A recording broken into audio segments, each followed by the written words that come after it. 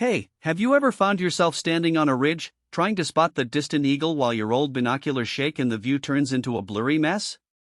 I get it, you're about to spend money on something that promises crystal clear images, but you're also worried you'll end up with a heavy brick that just sits in your pack.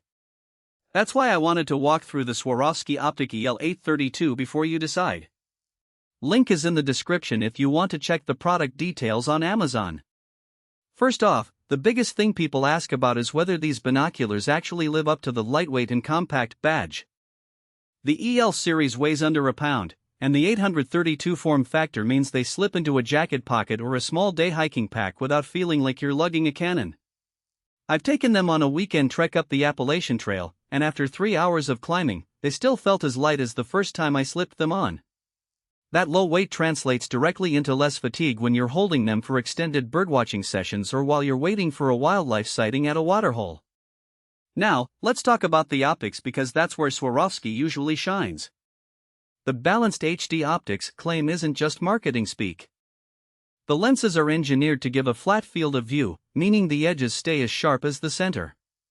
In practice, this is noticeable when you're scanning a meadow for a flock of sandpipers. The peripheral birds stay in focus instead of fading into a fuzzy halo. The high-definition glass also preserves color fidelity, greens stay green, blues stay blue, which is a subtle but rewarding detail for anyone who enjoys the nuance of a sunrise over the horizon. One feature that often trips people up is the built-in range measurement. It's a simple, mechanical reticle that lets you estimate distance to an object without pulling out a separate rangefinder. I tried it while watching deer from a blind about 300 meters away. By aligning the reticle with the animal's shoulders, I got an estimate that was surprisingly close to what a handheld laser said. It's not going to replace a dedicated rangefinder for hunting precision, but for casual wildlife spotting or for a hiker who wants to gauge how far a trail marker is, it adds a handy layer of information without extra gear. Ballistics is another term you see in the spec sheet, and it refers to the way the binoculars are balanced to minimize handshake. The EL's weight distribution is centered around the eyepieces, so when you hold them steady, the image stays steadier than with a front-heavy model. In a real-world scenario, I was on a windy ridge trying to track a peregrine falcon. The binoculars didn't bounce around as much as my older 1042 pair, letting me keep the bird in view longer. It's a subtle improvement, but if you spend time scanning moving subjects, that balance can make a difference.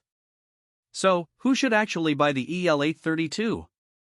If you're a day hiker, birdwatcher, or travel photographer who wants high-definition optics in a pack-friendly size, this is a solid match. The compactness means you can strap them on a backpack strap or store them in a small travel bag, and the HD glass ensures you'll notice the detail when you finally get that perfect shot. They also work well for casual hunters who need a lightweight optic for scouting rather than a dedicated spotting scope. Who might want to skip them? If you're primarily hunting big game and need a high-power, low-light instrument, the 832's smaller objective lens can be a limitation in dawn or dusk conditions.